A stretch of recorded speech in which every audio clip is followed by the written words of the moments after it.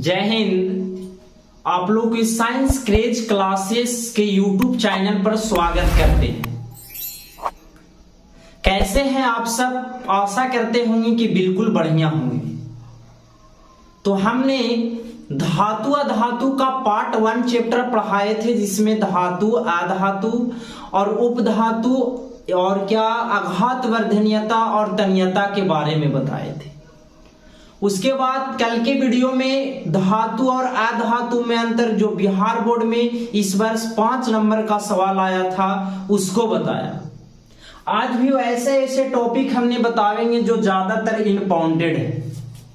जैसे पहला है खनिज क्या होता है, दूसरा है अयस्क क्या होता है, फिर आता है गैंग क्या होता है। तो ये सब के बारे में हम लोग अच्छे से आज जानेंगे। और ये अयस्क क्या होता है, इस बार फर्स्ट शिफ्ट वाला एग्जाम में क्वेश्चन आया हुआ था। तो लगातार ये सब प्रश्न बनते रहता है और आप अच्छे से अच्छे नंबर प्राप्त करने के लिए आप लिखे कॉपी में, उसको याद करें, महीने 1-2 महीने पर इसे रिवीजन करें। तो सबसे पहला देखते हैं हम लोग। वीडियो काफी लंबा हो जाने के चलते हमने बोर्ड पर लिख देते हैं, नहीं तो सारा लिख के पढ़ाएंगे तो ज्यादा वीडियो लंबा हो जाएगा। तो आप बने रहिए इस वीडियो में और आगे तक इसे शेयर जरूर करें अगर आपको अच्छा लगता है तो सबसे पहला है खनिज क्या होता है। जैसे देखिएगा, हमारे बिहार में तो नहीं, झारखंड में बहुत सारे कोयला है, तो फिर सीमेंट है, तो फिर बहुत तरह के खनिज प्राप्त होता है। जैसे कर्नाटक में सबसे ज्यादा सोना उत्पादन होता है। तो उसी प्रकार से पृथ्वी के अंदर से जो खुदाई करके प्राकृतिक रूप से निकाला जाता है, उसे हम खनिज कहते हैं। क्या कहते हैं? खनिज कहते हैं। कहता है पृथ्वी के भूपटपट्टी में प्राकृतिक रूप से पाए जाने वाले तत्व या यौगिक को खनिज कहते हैं। क्या कहते हैं? खनिज कहते हैं। जैसे में NaCl, ZnS और CaCO3 यह एक प्रकार की क्या है? खनिज। क्या है? खनिज है। अब दूसरा आता है अयस्क। क्या आता है? अब ये जानेंगे अयस्क क्या होता है। अब सपोज डेट हम कोयला निकाले या सोना निकाले या चांदी निकाले, यानी किसी भी प्रकार का मेटल को निकालते हैं तो 100% शुद्ध नहीं निकलता है। तो उसी प्रकार से यहाँ पे अयस्क कहता है पृथ्वी के अंदर से कम खर्च में खुदाई करके निकाले गए अशुद्ध पदार्थ को अयस्क कहते हैं। जैसे मान लिया जाए कहीं पता चला कि यहाँ कोयला निकला है या लोहा निकला है, तो उसको हम अपने इतना बजट कम लगाएंगे ताकि उस माल को निकाले जिससे हमें प्रॉफिट हो, लाभ हो। तो वही यहाँ पे कह रहा है पृथ्वी के अंदर से कम खर्च में खुदाई करके निकाले गए अशुद्ध पदार्थ को अयस्क कहते हैं। दोनों क्लियर हुआ होगा। तीसरा आता है जिसका नाम है गैंग। क्या नाम है? गैंग। गैंग होता है अयस्क में पाए जाने वाला अशुद्ध पदार्थ को गैंग कहते हैं। ये सवाल ऑब्जेक्टिव में बनता है, जिसको आपको याद रखना पड़ेगा। अयस्क किसे कहते हैं? तो अयस्क बताएं पृथ्वी के अंदर से कम खर्च में खुदाई करके निकाले गए अशुद्ध पदार्थ को अयस्क कहते हैं। और यही जो अयस्क में अशुद्धि बच जाता है उसे हम गैंग कहते हैं। अब एक छोटा सा पॉइंट, इसे आप हमेशा माइंड में याद रखिएगा। ये कहता है सभी अयस्क खनिज होते हैं, लेकिन सभी खनिज अयस्क नहीं होते। जैसे हम कह सकते हैं, कोई वैसा एग्जाम्पल के लिए, सभी व्यक्ति के पास 5 अंगुलियां होते हैं, लेकिन कुछ कुछ अपवाद में 6 अंगुलियां हो जाता है। तो उसी प्रकार से सभी अयस्क खनिज होते हैं, लेकिन सभी खनिज अयस्क नहीं होते। ये बात आप याद रखिए। अब यहाँ पे देख रहे हैं मिश्र धातु और बनावट। इस प्रश्न जो पीतल वाला आप देख रहे हैं, बिहार बोर्ड ये 2022 में जो एग्जाम हुआ, इसमें एक ऑब्जेक्टिव आया हुआ था पित्तल है, पित्तल धातु है, अधातु है, मिश्र धातु है। तो पित्तल जो है Cu+Zn से मिलके बनता है, जिसका आप ट्रिक से याद रख सकते हैं पिताजी। क्या याद रख सकते हैं? पिताजी। तो P से हो गया पित्तल, और ता से तांबा यानी Cu, और G से जिंक, G से Zn जिंक। यानी जो ये पित्तल बना हुआ रहता है तांबा और जिंक धातु के मिश्रण से बना हुआ रहता है। पित्तल एक प्रकार का मिश्र धातु। अगला आता है कांसा, जिसे आप ब्रॉन्ज बोलते हैं। ये Cu प्लस Sn यानी तांबा प्लस ये Pb प्लस टिन मिलकर बनता है। नेक्स्ट आता है फ्यूज।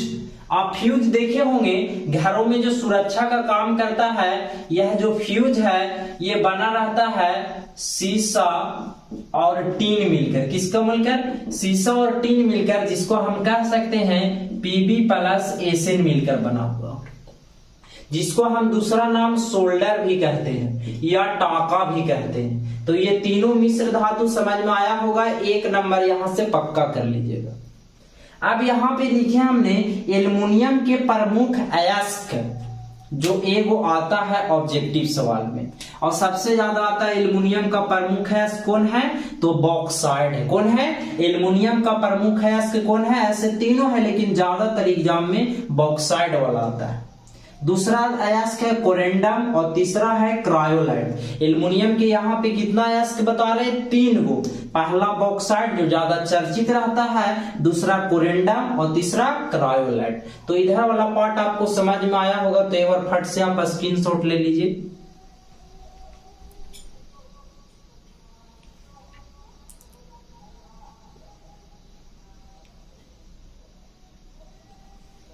चलिए, आप लोग स्क्रीनशॉट ले लिए होंगे।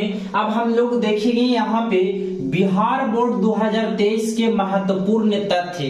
इतना आप लोग के हम बता देते हैं कि 1 2 3 4 5 6 7 8 9 को हमने स्टार पॉइंट यहाँ पे बता रहे हैं। इससे एक या ज्यादा से ज्यादा 2 प्रश्न आपको गारंटी है कि बिहार बोर्ड का एग्जाम जो 2023 के तैयारी कर रहे हैं वो जरूर मिलेगा।